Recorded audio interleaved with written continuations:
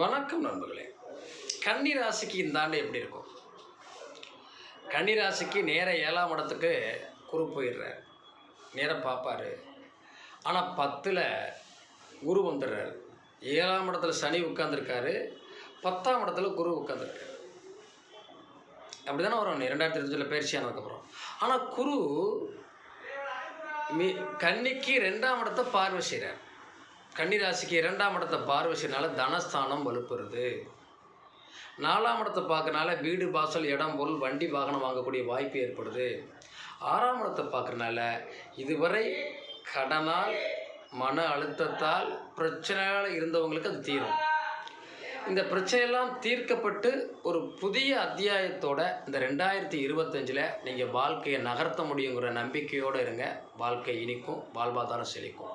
வாழ்த்துக்கள் நண்பர்களே.